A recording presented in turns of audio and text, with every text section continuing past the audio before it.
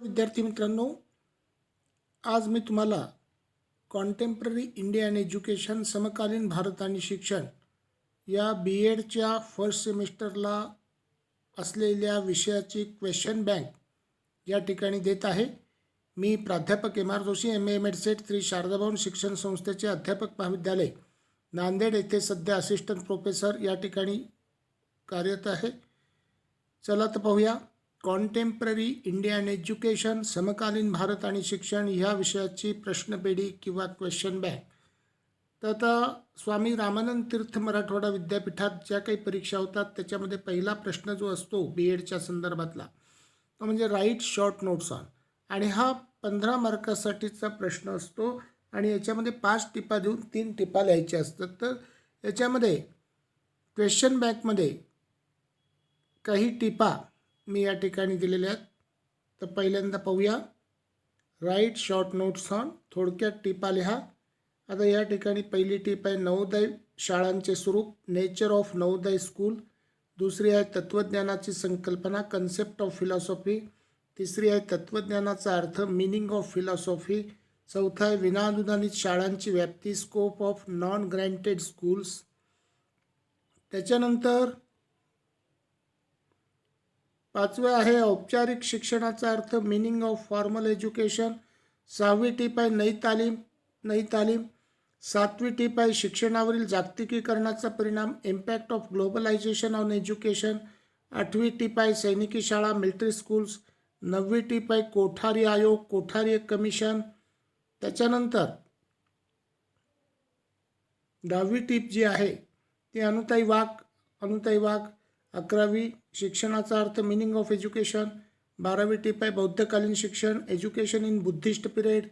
13वी टीप आहे शिक्षण आणि उदारीकरण, एज्युकेशन अँड लिबरलायझेशन. 14वी टीप आहे शिक्षण हक्क 2009, RTE 2009. त्याच्यानंतर 15वी टीप आहे अनौपचारिक शिक्षण, नॉन फॉर्मल एज्युकेशन. त्याच्यानंतर 16वी टीप आहे डॉक्टर बाबासाहेब आंबेडकर. 17वी टीप आहे वूडचा करिता, वूड्स डिस्पॅच. 18वी टीप आहे स्वामी रामानंद तीर्थ. 19वी टीप आहे मेकॉलेज मिनट. त्याच्यानंतर 20वी टीप आहे भारतीय राज्यघटनेचा सरनामा, प्रिएम्बल ऑफ इंडियन कॉन्स्टिट्यूशन. 21वी टीप आहे विद्यापीठ आयोग 1948, युनिव्हर्सिटी कमिशन 1948. 22वी टीप आहे शिक्षणावरील खाजगीकरणाचा परिणाम, impact of privatisation on education. 23वी टीप आहे शैक्षणिक समाजशास्त्राचे स्वरूप, नेचर ऑफ एज्युकेशनल सायकोलॉजी. त्याच्यानंतर 24वी टीप आहे जॉन डुई. 25वी टीप आहे सर्व शिक्षा अभियान. 26वी टीप आहे मुस्लिमकालीन शिक्षण, एज्युकेशन इन मुस्लिम पिरियड. 27वी टीप आहे घटनेतील शिक्षणविषयक कायदे, education related articles in constitution. 28वी टीप आहे फ्रोबेल. 29वी टीप आहे हर्बर्ट. त्याच्यानंतर 30वी जी टीप आहे ती भारतातील विविध शिक्षण संस्था, various agencies of education in India. तर अशा 30 टिपा ज्या महत्त्वपूर्ण आहेत त्या पेपरच्या संदर्भात या ठिकाणी दिलेल्या आहेत. त्याच्यानंतर लॉंग क्वेश्चन्स, दीर्घोत्तरी प्रश्न असतात 6, 3-3चे गट असतात. त्याच्यातून 3 पैकी 2 आणि 3 पैकी 2 म्हणजे 4 प्रश्न एकूण तुम्हाला लिहायचे असतात. तर आता हे दीर्घोत्तरी जे प्रश्न आहेत, जसं आता टिपांचा प्रश्न पाहिला 5 मार्कासाठी एक टिप असते आणि ही टिप तुम्हाला साधारणपणे 1 ते 1.5 पेजेस लिहायची असते. तसं हा दीर्घोत्तरी आणि निबंधवजा प्रश्न आहे तो हा 2 ते 2.5 पेज त्या ठिकाणी लिहिणं गरजेचं आहे, मुद्देसूद लिहिणं गरजेचं आहे. तर पाहूया आपण की कोणकोणते दीर्घोत्तरी प्रश्न या पेपरमध्ये विचारले जाऊ शकतील. क्वेश्चन बँकमध्ये संबंधित प्रश्न मी दिलेले आहेत. पहिला आहे शाळांचे विविध प्रकार स्पष्ट करा, explain the types of various schools. दुसरा आहे भारतातील शालेय शिक्षणावर जागतिकीकरण व उदारीकरणाचा झालेला परिणाम स्पष्ट करा, explain the impact of globalisation and liberalisation on school education in India. त्याच्यानंतर तिसरा क्वेश्चन आहे जो फार महत्त्वपूर्ण आहे, तत्त्वज्ञान म्हणजे काय ते स्पष्ट करून, तत्त्वज्ञान म्हणजे काय ते स्पष्ट करून तत्वज्ञान आणि शिक्षण परस्परांशी कसे संबंधित आहेत ते स्पष्ट करा. Explain what is mean by philosophy and explain how philosophy and education are related to each other. Very very important question आहे. त्याच्यानंतर दुसराही इम्पॉर्टंट क्वेश्चन आहे, तो आहे चौथा. शिक्षणाचा अर्थ, स्वरूप आणि व्याप्ती स्पष्ट करा. Explain the meaning, nature and scope of education. पाचवा प्रश्न आहे, वैदिककालीन शिक्षणाची उद्दिष्टे आणि अध्यापन पद्धती थोडक्यात स्पष्ट करा. Write down the objectives and teaching methods of Vedic period in short. त्याच्यानंतर सहावा प्रश्न जोही महत्त्वाचा आहे, बौद्धकालीन शिक्षणाच्या स्वरूपाची उद्दिष्टे, अभ्यासक्रम आणि अध्यापन पद्धती या संदर्भान्वये. पुन्हा एकदा वाचतो प्रश्न, तो नीट स्पष्टपणे दिसलेला आहे, तो एकदा पुन्हा नीट वाचतो. सहावा प्रश्न आहे, बौद्धकालीन शिक्षणाच्या स्वरूपाची उद्दिष्टे, अभ्यासक्रम आणि अध्यापन पद्धती ह्या संदर्भान्वये चर्चा करा.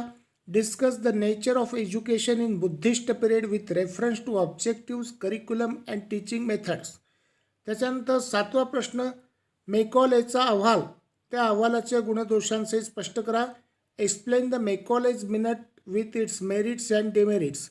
ते याच्यामध्ये मेकॉलेजच्या संदर्भातला जो प्रश्न आहे तो सुद्धा महत्त्वाचा आहे आणि त्याचे भारतीय शिक्षणावर, विशेषतः माध्यमिक शिक्षणावर काय परिणाम झाले, वूडचा खलिता याच्या संदर्भातले प्रश्न महत्त्वाचा आहे. तर मेकॉलेजचा अहवाल, त्या अहवालाच्या गुणदोषांसहित स्पष्ट करा. Explain the Macaulay's minutes with merits, its merits and demerits. त्याच्यानंतर आठवा प्रश्न आहे, अनुताई वाघ यांचे शिक्षणविषयक योगदान स्पष्ट करा. Explain the educational contribution of Anutai Wagh. त्याच्यानंतर नववा प्रश्न, वूडच्या खलित्याचे भारतीय शिक्षणावरील झालेल्या परिणामांची चर्चा करा. Discuss the impacts of Wood's despatch on Indian education. दहावा प्रश्न आहे, विद्यापीठ आयोगाच्या महत्त्वाच्या शिफारशींचे परीक्षण करा. Examine the important recommendations of university commission. त्याच्यानंतर 11वा प्रश्न आहे, भारतीय समाजातील विविध शिक्षण संस्था स्पष्ट करा. Explain the various agencies of education in Indian society. आता एजन्सीज म्हणजे संस्था, तर याच्यामध्ये दोन प्रकारच्या संस्था असतात, औपचारिक आणि अनौपचारिक. शाळा आणि महाविद्यालय ह्या औपचारिक संस्था आहेत आणि अनौपचारिक संस्था म्हटलं तर कुटुंब, त्याच्यानंतर गाव रहाटी, त्याच्यानंतर सांस्कृतिक संघटना, त्याच्यानंतर जे काही माध्यमे आहेत, प्रसारमाध्यमे, या सगळ्यांचा समावेश अनौपचारिक शिक्षण संस्थांमध्ये होत असतो. तर त्याच्यामध्ये अनौपचारिक शिक्षण संस्था आणि औपचारिक शिक्षण संस्था तुम्हाला त्या ठिकाणी स्पष्ट करायची आहेत. त्याच्यानंतर 12वा प्रश्न आहे, महात्मा गांधींचे भारतीय शिक्षणासाठीचे योगदान स्पष्ट करा. Explain the contribution of Mahatma Gandhi for Indian education. आता महात्मा गांधीजींनी मूलभूत शिक्षण आणि विशेषतः नई तालीम ह्या संदर्भात मोठं योगदान त्या ठिकाणी दिलेलं आहे आणि त्यांचे शिक्षणविषयक विचार या ठिकाणी तुम्हाला स्पष्ट करायचे. त्याच्यानंतर 13वा प्रश्न आहे, महाराष्ट्र राज्याच्या 2010च्या शिक्षणविषयक धोरणाची चिकित्सकपणे चर्चा करा. Discuss critically the Maharashtra state education policy 2010.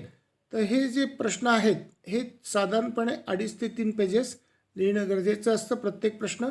त्याच्यानंतर 14वा प्रश्न आहे, सर्व शिक्षा अभियान आणि राष्ट्रीय माध्यमिक शिक्षण अभियान ह्या कार्यक्रमांची चर्चा करा. डिस्कस द प्रोग्राम्स ऑफ सर्व शिक्षा अभियान अँड नॅशनल सेकंडरी एज्युकेशन अभियान. हा इम्पॉर्टंट क्वेश्चन आहे. आणि 15वा सुद्धा इम्पॉर्टंट आहे, शिक्षण हक्क कायदा 2009 मधील तरतुदी आणि या कायद्याची गरज याबाबत चर्चा करा. Discuss the provisions in right to education act 2009 and need for this act. त्याच्यानंतर 16वा प्रश्न आहे, कोठारी आयोगाच्या महत्त्वाच्या शिफारशींची चर्चा करा. Discuss the important recommendations of Kothari commission. त्याच्यानंतर 17वा क्वेश्चन आहे, 17वा क्वेश्चन असा आहे, डॉक्टर बाबासाहेब आंबेडकर यांचे शैक्षणिक योगदान स्पष्ट करा. Explain the educational contribution of doctor Babasaheb Ambedkar. त्याच्यानंतर 18वा प्रश्न आहे, सीमंतीकरण ही संकल्पना आणि भारतीय शिक्षणावरील त्याचे परिणाम स्पष्ट करा. Explain the concept of marginalisation and its impact on Indian education. त्याच्यानंतर 19वा जो प्रश्न आहे हा इम्पॉर्टंट आहे, शैक्षणिक समाजशास्त्राच्या संदर्भातला. शैक्षणिक समाजशास्त्र म्हणजे काय ते सांगून शैक्षणिक समाजशास्त्राचे स्वरूप व व्याप्ती स्पष्ट करा. What do you mean by educational sociology. Explain the nature and scope of educational sociology. त्याच्यानंतर हा 20वा सुद्धा महत्त्वाचा आहे. शिक्षणाचा अर्थ आणि प्रकार स्पष्ट करा आणि औपचारिक शिक्षणाची ध्येये लिहा. Explain the meaning and types of education and write down the aims of formal education. त्याच्यानंतर 21वा प्रश्न आहे, विनाअनुदानित शाळांच्या समस्या लिहा. Write down the problems of non granted schools. त्याच्यानंतर 22वा प्रश्न आहे, जॉन डुई, फ्रोबेल आणि हर्बर्ट यांच्या शिक्षणविषयक योगदानाची थोडक्यात चर्चा करा. Explain briefly the educational contribution of John Dewey, Froebel and Herbert. 23वा प्रश्न, भारतीय राज्यघटनेची मार्गदर्शक तत्त्वे स्पष्ट करा. Explain the directive principles of Indian constitution. 24वा प्रश्न आहे, स्वामी रामानंद तीर्थ यांचे भारतीय शिक्षणातील योगदानाचे सविस्तरपणे वर्णन करा. Describe in details the contribution of Swami Ramanand Tirtha in Indian education. त्याच्यानंतर 25वा हाही महत्त्वाचा प्रश्न आहे, व्हेरी व्हेरी इम्पॉर्टंट. नई तालीम आणि मूलभूत शिक्षणाच्या संदर्भात महात्मा गांधी यांचे योगदान स्पष्ट करा. Explain the contribution of Mahatma Gandhi with reference to Nai Talim and basic education. तर अशा प्रकारे 25 लॉंग क्वेश्चन्स आणि 30 शॉर्ट क्वेश्चन टिपा या ठिकाणी मी दिलेले आहेत. या सगळ्यांचा अभ्यास करा. अभ्यास करून कोणते कोणते मुद्दे आपल्याला प्रत्येक प्रश्नामध्ये लिहिता येतील याचा विचार करा. प्रश्नांची उत्तरं लिहून काढा. तुमच्या प्राध्यापकांना दाखवा. त्यांचं उचित असं मार्गदर्शन घ्या आणि परीक्षेची चांगली तयारी करा. बेस्ट ऑफ लक. धन्यवाद. थँक्यू. सबस्क्राईब करा, शेअर करा.